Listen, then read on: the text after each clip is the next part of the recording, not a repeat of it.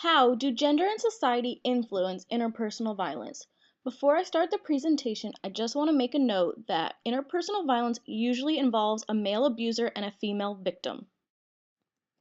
Interpersonal violence is a comprehensive term used to describe sexual and relationship or dating violence as well as stalking.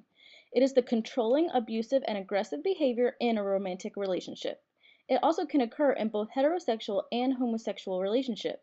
It includes verbal, emotional, physical, and sexual abuse.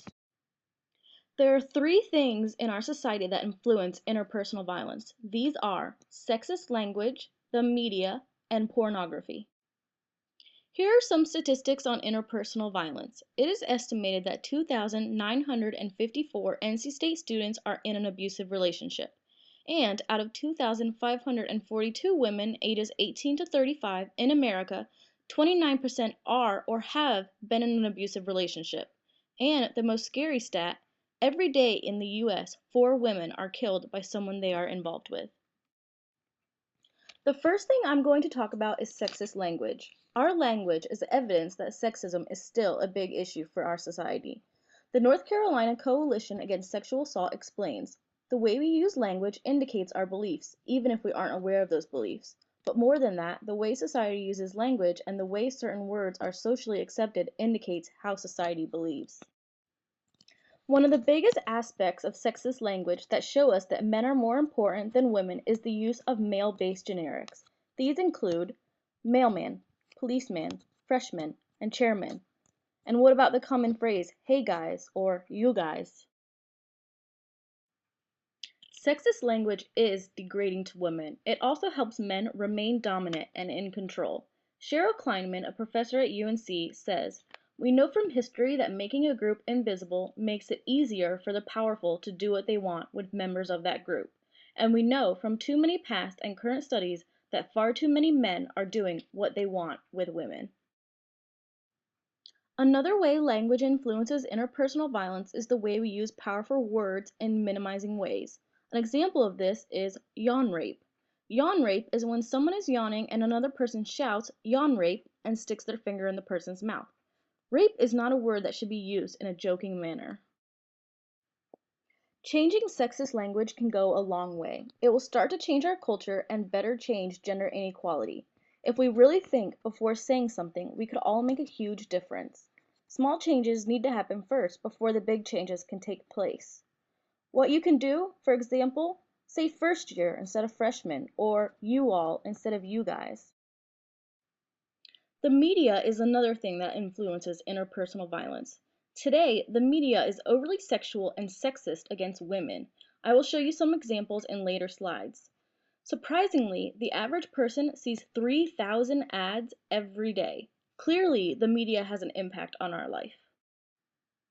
One of my favorite quotes that sums up the media's role in interpersonal violence is, the message to young women is loud and clear. Your body is your power. Flaunt it. Use it. Get attention. The message to young men is also unmistakable. Your gaze is your power. Your role is to judge and comment on women's bodies. This first ad is definitely one of the most shocking I have ever seen. The woman is overly sexualized and the man is standing over her in a dominant position. What message do you think this ad is sending? The next advertisement is the same way. The woman in this ad is also overly sexualized, and she doesn't just have one man standing over her in a dominant position, she has 4, and one of them is even holding her wrist down. Does the woman in this ad even matter at all? Does she have a personality? BMW doesn't think so. Women are merely objects in a male-dominated world.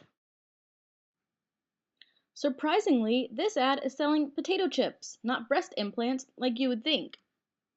The woman in this image doesn't matter at all. Her mouth is the only thing that is important in our society.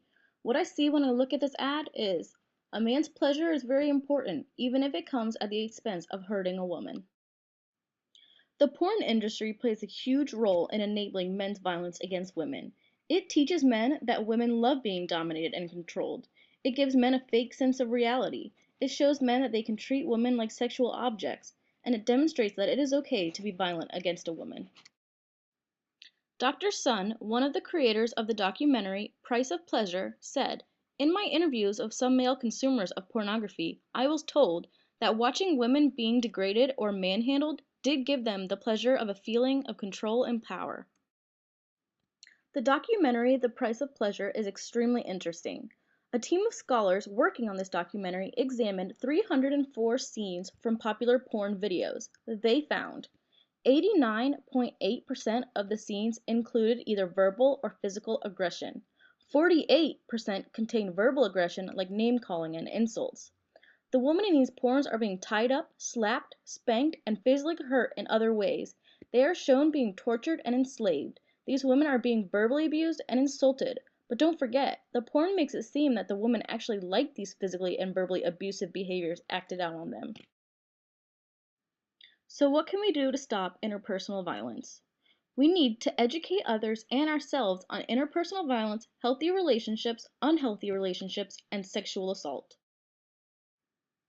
We also need to create a supportive environment. An environment needs to be formed and bolstered in which this social problem is taken seriously and people feel safe discussing interpersonal violence.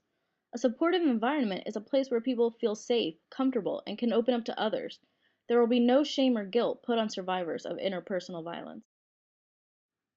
Lastly, we need to stop victim blaming. Victim blaming is the act of holding the victim responsible for the crime that happened against them rather than holding the offender solely accountable.